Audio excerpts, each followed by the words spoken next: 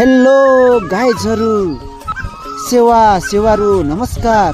So beautiful, oh my God.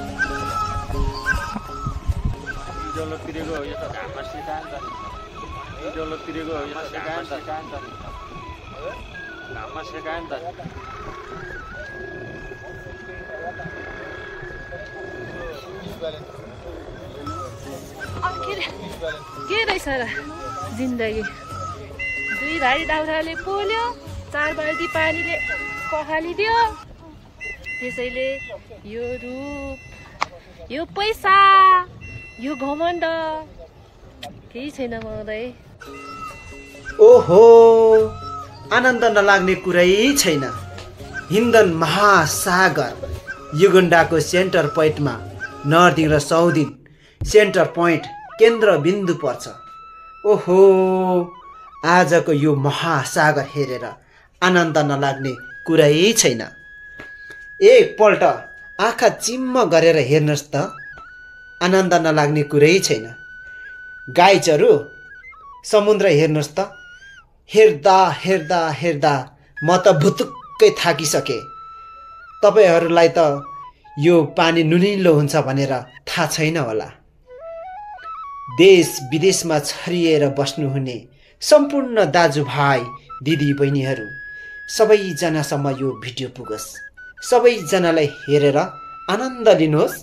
सेवारो सम्पूर्ण हाम्रा दाजुभाइ दिदीबहिनीहरूमा यसरी नै सबैजनाले रमाइलो गर्नुहोस्। देश विदेशमा बस्नुहुने सम्पूर्ण मित्रहरू, गाइजहरु बोर्डमा बसेर वारीपारी कतिजनाले गर्नुभयो। समुद्रमाथि बोर्डमा बसेर वारीपारी गर्नु बेग्लै मजा आउँदो रहेछ। विदेशीको काखमा बस्दा छुट्टै आनन्द हुँदो रहेछ।